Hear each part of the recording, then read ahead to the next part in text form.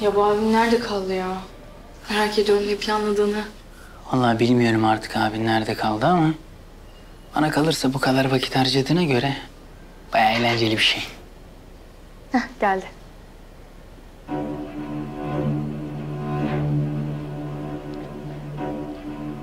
Kafedeki saftirikadan buldum aradığımı. Oğlum şu aradığın bulduğun şeyini bize de bir göster de anlayalım. Al kardeşim. Sen diyorsun ki... ...kafamda pis bir kümes esprisi var. Pis ne kelime, leş leş. Sen gel yanımda otur benim. Zevkle.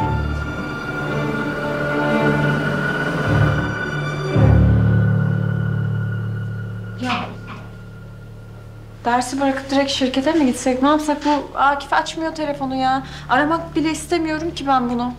Bence aramaya devam edelim. Eninde sonunda açacak. Diyorsun. Hı. İnşallah mahkemededir. O yüzden açmıyordur. Ya ara beni diye mesaj yazsana. Doğru söylüyorsun ya. Dur bakayım.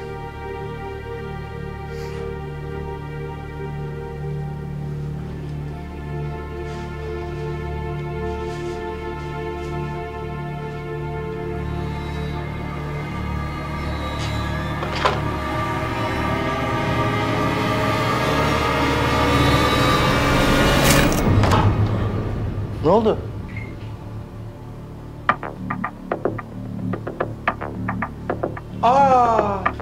Yumurtladı.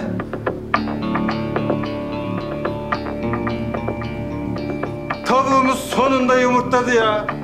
Bravo. Ya sen geri zekalı mısın ya? Sen mi yaptın bunu?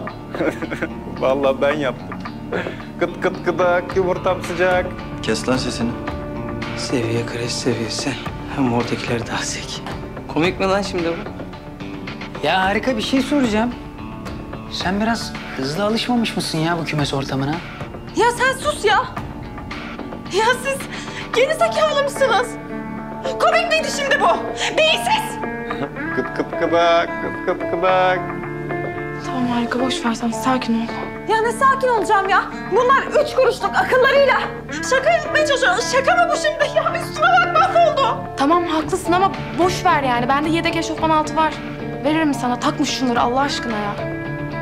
Ya sizden nefret ediyorum. Geri zekalı. Iska. Iskaladın tavuk kardeş olmadı. Ya oğlum tamam bırak. Tavuk kardeşi biraz rahat bırak.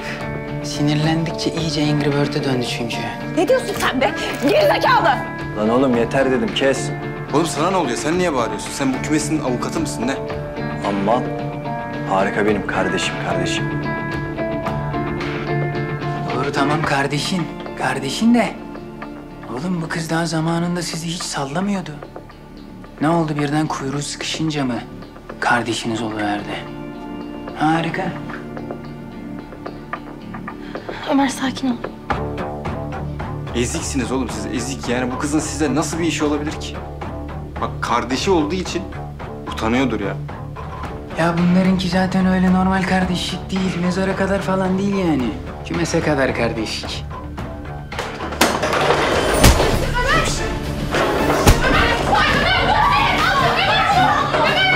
Burada olmasak var ya seni harbiden öldürürüm, anlıyor musun beni? Tamam dur. Ömer tamam dur lütfen. Ne hadi lan, hadi çık. Ömer tamam Ömer. Durun.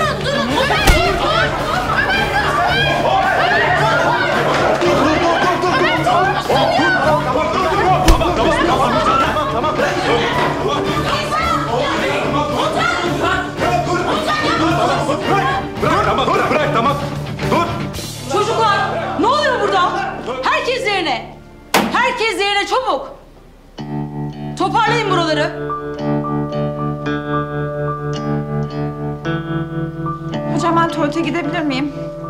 Her yerim battı. Tamam. Hocam ben de eşofmanı vereceğim de. Toparlayın buraya herkes yerine.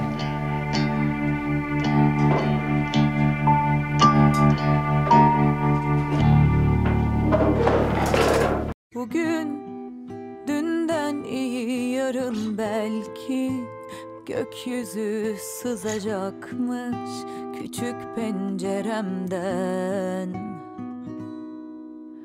Öyle yine de ışık aramakla geçecek